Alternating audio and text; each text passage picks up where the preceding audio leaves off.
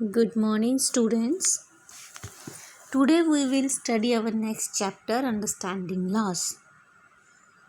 In the previous chapter, we will study about Constitution, we will study about Parliament, we will study about Democracy. तो जिसमें कि हमने ये बहुत सारी चीज़ें समझी। हमने ये पढ़ा कि कॉन्स्टिट्यूशन में लॉज बनाए जाते हैं लोगों के लिए, और ये जो लॉज होते हैं, कानून होते हैं, all people are equally treated. आज इस चैप्टर में हम इस चीज़ को और अच्छे तरीके से समझेंगे। जैसे कि सरकार ने कानून बनाए हैं, 1 पर्सन 1 वोट, ये कानून है। एक इंसान 2 वोट नहीं डाल सकता, वो वायलेशन हो जाती है।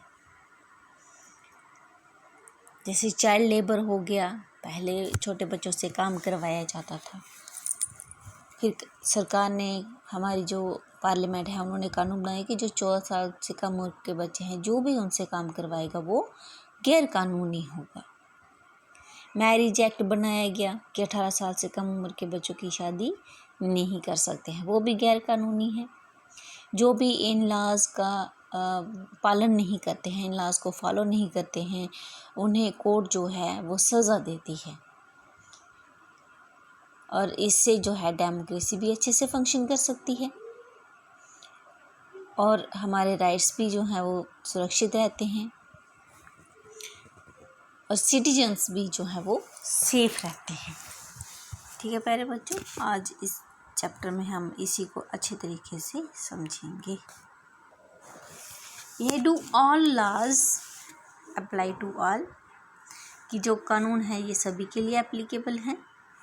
पहले इन्होंने एक छोटी सी यहाँ पे ये एक एग्जांपल दी है कि एक गवर्नमेंट ऑफिसर है जो अपने बेटे की मदद कर रहा है उसको छुपाने में, क्योंकि उसके बेटे को कोर्ट ने 10 साल की सज़ा सुनाई हुई है, डिस्ट्रिक्ट कोर्ट ने, क्योंकि उसके बेटे ने कोई अपराध किया हुआ है। तो इसमें हम क्या देख सकते हैं कि जो उस लड़के का बाप है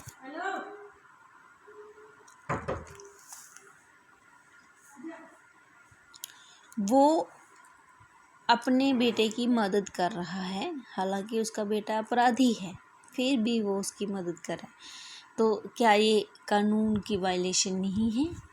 बिल्कुल है, क्योंकि ये कानून को मान नहीं रहे हैं।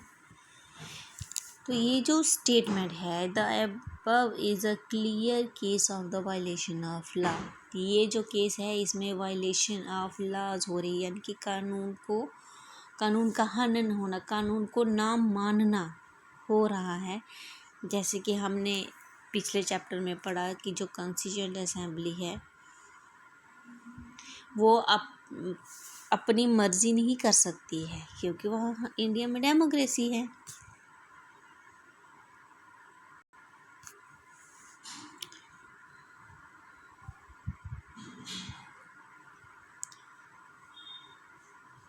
They therefore instituted several provisions in the Constitution that would establish the rule of laws. The most important of these was that all persons in independent India are equal before the law. कह रहा है कि इसमें सबसे खास हिस्सा जो है, Dear students, it means all people are equal before law. चाहे वो किसी भी धर्म से है, किसी भी जाति से है, मेल है, फीमेल है, जो भी क्राइम करेगा उसको कानून बराबर की सज़ा देता है। The law can't discriminate between person on the basis of their religion, caste, gender. कानून जो है इंसान में कोई जो भेदभाव है वो नहीं करता है। What rule of law mean is that all laws apply equally to all citizens. Law का क्या नियम है, क्या रूल है कि जो सारे पर्सन्स हैं वो इक्वल हैं, उस देश के जितने भी नागरिक हैं वो कानून की नज़र में एक समान हैं। इक्वल होता है समान होना। neither a government official nor a wealthy person nor even the president of the country is above the law। कह रहा है कि कोई अमीर इंसान, चाहे वो उस देश का प्रेसिडेंट ही क्यों ना हो, वो कानून से बड़ा नहीं है। अगर वो भी कानून का पालन नहीं करेंगे तो उनको भी वैसे ही सज़ा दी जाएगी जैसे एक आम इंसान को मिलती है। एनी क्राइम और violation of law has a specific punishment. हर एक क्राइम की एक अलग अलग पनिशमेंट है, सज़ा है। Through which the guilt of the person has to be establish, जिसके ज़रिए इंसान जो है वो अपने किए पे पछताता है। But was it always like this, क्या ये हमेशा। Dear students, as we know that India is colonial to British।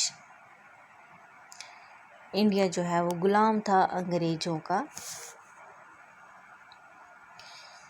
तो इस गुलामी से आज़ादी पाने के लिए जो नेशनलिस्ट थे उन्होंने बहुत सारे प्रोटेस्ट किए, क्योंकि अंग्रेज़ों ने भी कानून बनाए हुए थे। फर्स्ट टाइम इन्होंने ही जो लॉज हैं वो इंट्रोड्यूस करवाए थे इंडिया में। Indian nationalists began protesting and criticizing the arbitrary use of authority by the British government। कह रहा है कि जो नेशनलिस्ट थे, जो राष्ट्रवादी लोग थे, उन्होंने प्रोटेस्ट किया, क्रिटिसाइज़ किया। जो अंग्रेज़ों ने कानून बनाए हुए थे वो थे मनमाने कानून, यानी कि अपनी मर्जी करने वाले। जो वो चाहते थे वही कानून लोगों पर फोर्स कर देते थे। तो इन्होंने उनके खिलाफ प्रोटेस्ट किया। They also began fighting for greater equality and wanted to change the idea of laws. उन्होंने कहा कि जो कानून है इसके ऊपर जो विचार है वो चेंज किए जाए।